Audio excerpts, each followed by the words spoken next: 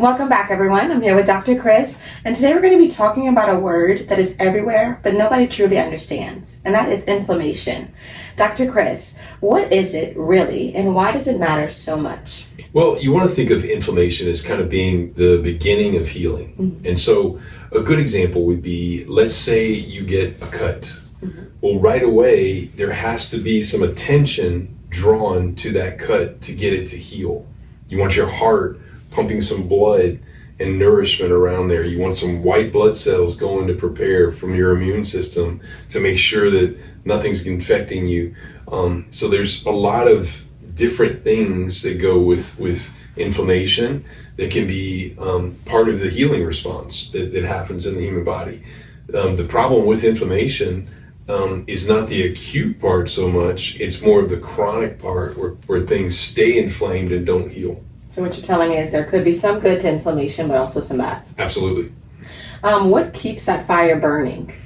So the fire, like in terms of staying inflammation all the time? Yes. There's so many different causes of it, but like you want to think of our cells. We have roughly 30 trillion cells in our bodies, and they're all designed to heal themselves. I mean, it's just truly amazing when you really think about how the human body's designed.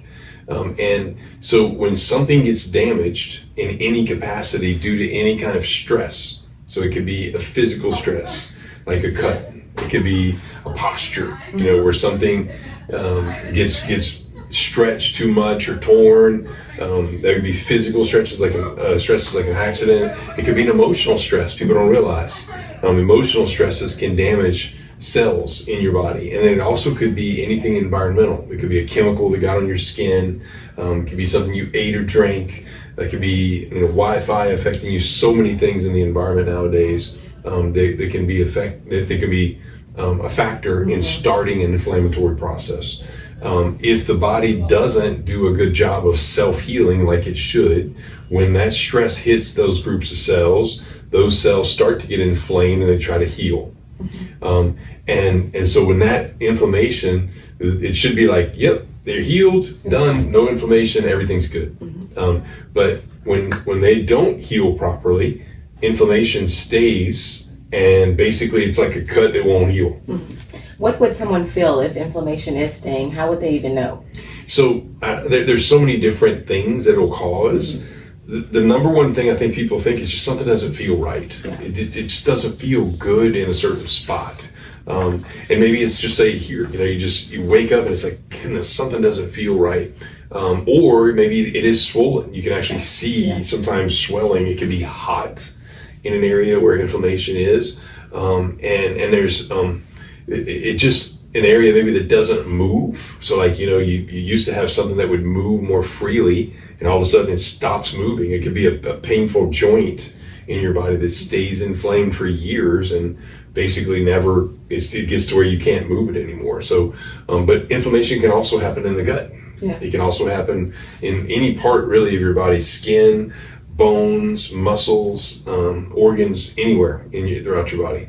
Inflammation is something that a lot of people deal with. Is there anything that you would tell someone that's listening on how to help with their inflammation? Absolutely. The ice trick, people use ice wrong. And I've been saying it for many years, and I've been in practice for so many years. But early on in my career, all my family, all my kids are athletes. We've just had so many injuries we had to get to heal quicker. Mm-hmm. And a good example is you see the trainers nowadays, the kid somebody will get an injury in a sporting event. You probably, you're an athlete, and they just wrap ice around wherever that injury is. And that's, in my opinion, dinosaur. It's not good at all. So what ends up happening in those people is something is inflamed, something got damaged.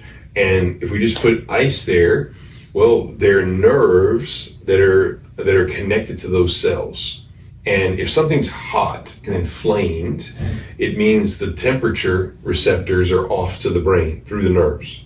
So if I just put something really cold for a long time, I actually damage the nerves, even more than they were already damaged. And then there's a second part to it. When something's inflamed, it means that there's trash blood that needs to come back to the heart to recirculate. So if I just take a cold ice pack and leave it on for 20 minutes or longer, or even 10 minutes, you start to get that trash fluid out, but you don't get any fresh blood back. Yeah. So it actually slows the healing time down. So I came up with this many years ago. It's called the ice trick that I call in practice, and we teach people this all day. It's all about taking an actual piece of ice, you can take a cup, like a styrofoam cup, freeze it with water, tear the top off, and then if you have something that's inflamed, you rub that ice directly on your skin for 15 to 20 seconds. Then you take it off. And when you take it off, the cold sensation should still be going to the brain in those cells without touching it, right? You want to feel that cold. So as long as you feel that cold sensation, you want to wait until you stop feeling it, and you do it for another 15 to 20 seconds. That resets the actual temperature to the nerves, to the brain, but it also gets that trash fluid out and allows fresh blood to come back. Why do you think conventional doesn't use these methods? I have no idea. I really don't. I feel like I don't know how to say. It's mind-boggling to me that some of the things that were being used 30 plus years ago. I mean, they were teaching me this 30 years ago when I was in school, more than 30 years ago, and they're still using the same methods. And it's like, there are things that you have to evolve on and get better. And especially when it comes to, for me personally, if I have anything that's inflamed, I mean, I want to get it to go away, right? And I don't want it just to stay there. So I think that's part of the reason we come up with all these amazing, easy, simple. Sometimes it seems so simple, but that's not simple. What I just described is very technical, and it took me many years to kind of understand why it works and how it works, and then how to modify that particular technique and teach people how to do it themselves. Let's talk about the ice trick specifically. Has there been anybody that this has helped? Which I know there has been, but do you care to share a story on that person? So many people. I mean, I can't even begin to tell you. Myself personally, I can't tell you how many things I've fixed. Same. Same with you. Yeah. I'll give you this one story that pops to mind. There was I think at the time she was probably 84, and she was walking into our office, and she missed a step in the parking lot and face planted on the concrete, and it was really, really bad, to the tune where another patient was walking in down, and her head hit the concrete so hard the other patient heard it from several cars down and rushed over to try to help. So by the time we got her in the office, she obviously had massive amount of inflammation in her face, was going to have black eye, it was just really bad. We had to x-ray her, make sure nothing was broken, that kind of stuff. Fixed the nerves associated with those, started the ice trick right away, and taught her how to do the ice trick for home. She came back in the next day, and I swear to goodness, it was like nothing happened. This is an 84-year-old lady, right? So it just shows you, when you do the right things in the human body, you can get cuts to heal quicker. Yes. You can get bruises to heal quicker. And that's the sort of things that people should know, but they just don't know. That is amazing. Where can people go to learn more about all of this? So remember, we have our practice, the Nerve Health Institute, and certainly people can come here. We love helping people with all the higher end things that we have to help. But if you need help at home, we created a platform called Body Chargers, and Body Chargers is literally my life's work. It's things like the ice trick. Started in a Rolodex, and we had just one or two, and then it ended up being 50, right? Where we're teaching people these sparking exercises. The ice trick is one of our sparking exercises. It's like having an area that's not healing or slow healing, and you're just saying, oh no, we want to do quick.